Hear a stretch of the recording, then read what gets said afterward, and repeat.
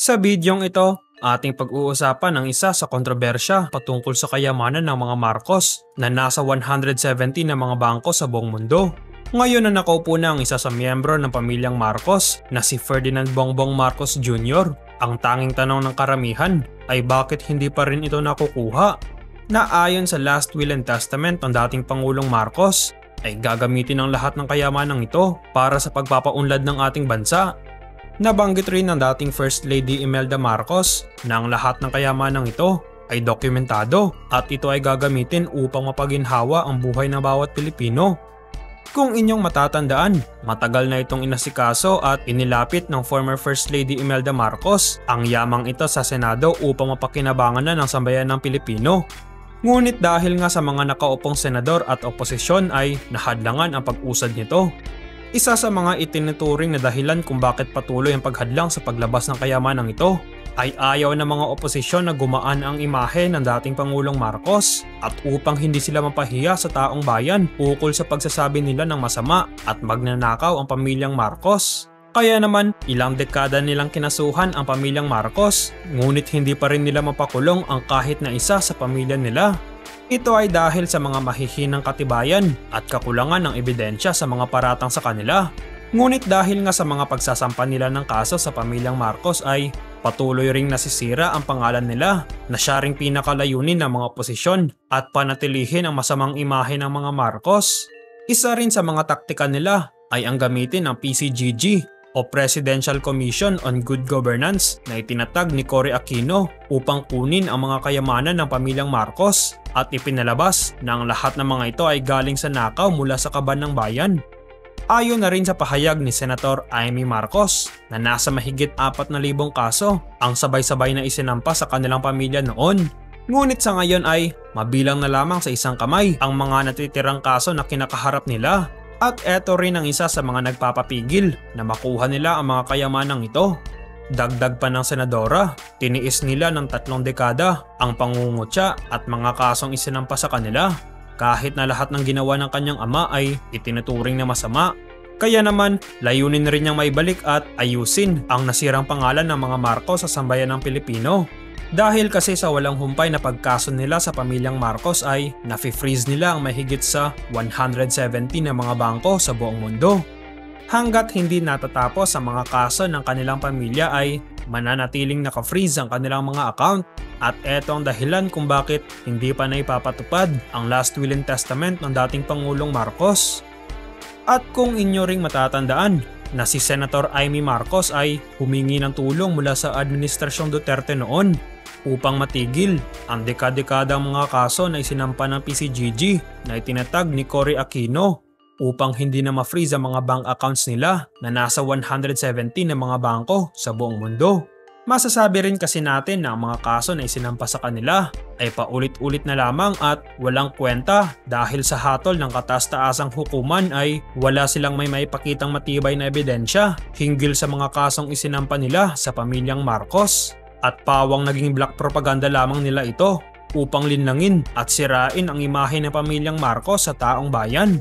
Sa madaling salita, para hindi na muling iboto ng taong bayan at para hindi na makabalik ang mga Marcos sa Malacanang. Pero bakit kailangan pa ng mga oposisyon na sirain ang pangalan ng pamilyang Marcos? Ito ay dahil ayaw nila na may makakaupo muli sa pwesto na galing sa pamilyang Marcos. Dahil kapag ito ay nangyari, mababaliwala ang lahat ng mga kasong isinampa nila kontra sa pamilyang Marcos at hindi na matutuloy ang kanilang plano na makuha ng kumpleto ang lahat ng yaman ng pamilyang Marcos. Kaya naman hindi na nakapagtataka dahil sa sobrang laki ng yaman na ito na sapat na upang maiahon ang buong Pilipinas. Mas gugustuhin nilang sila lamang ang makikinabang dito kesa sa pakikinabangan ng taong bayan at para maiahon ang ating bansa.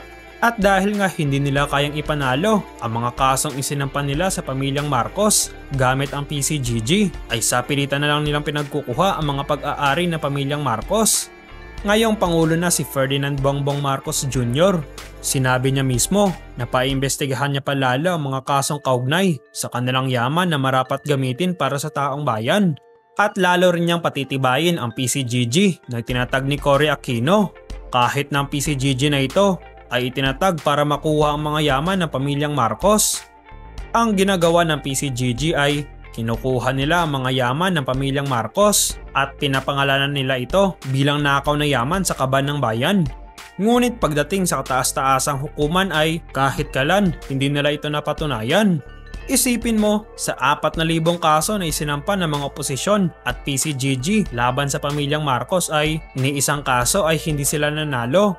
At sa loob ng 3 dekada ay bigo man lang silang may pakulong kahit ni isa sa miyembro ng pamilyang Marcos. Nagpapatunay lamang ito na karamihan sa paratang nila ay hindi totoo at nagdudulot lamang ito ng mas matagal na pagkuha ng kayamanan ng pamilyang Marcos na gagamitin sana para sa pagpapaunlad ng ating bansa. Sinabi rin na Pangulong Bongbong Marcos na bago niya patitibayin ang PCGG ay tatanggalin at wawakasan niya muna ang ilan pa sa mga natitirang kaso ng pamilyang Marcos na puro paninira lamang sa kanila. Ito ay upang may patupad na ang mga plano ng pamilyang Marcos para sa Pilipinas sa pamamagitan ng mga naka-freeze na account ng pamilya nila sa mahigit 170 na mga bangko sa buong mundo.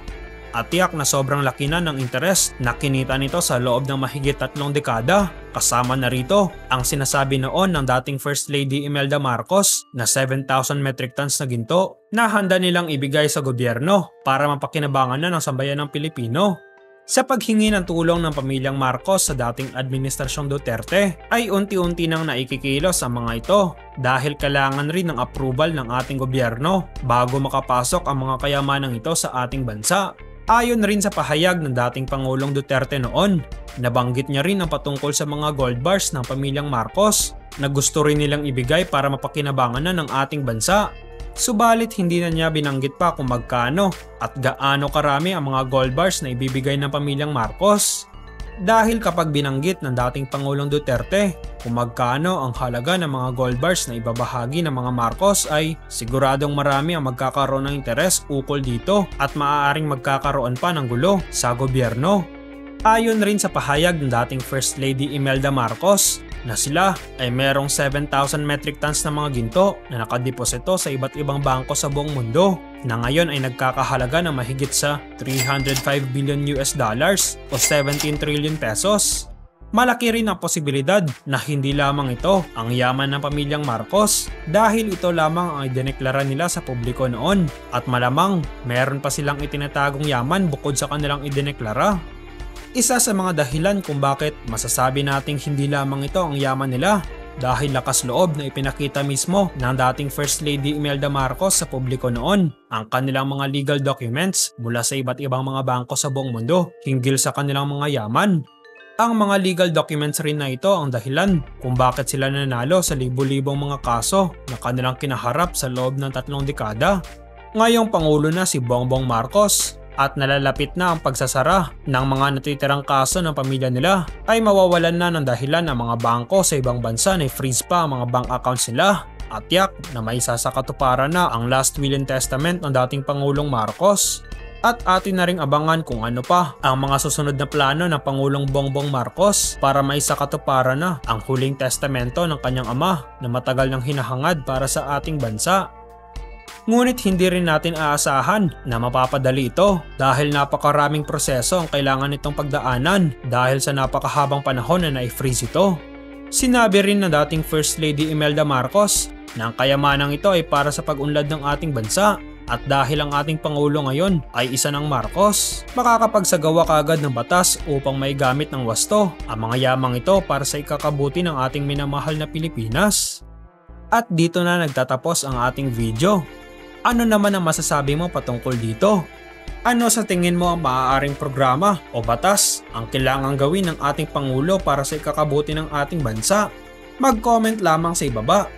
Paki-like na rin ang video at huwag kalimutang mag-subscribe sa channel. Maraming salamat po sa panonood.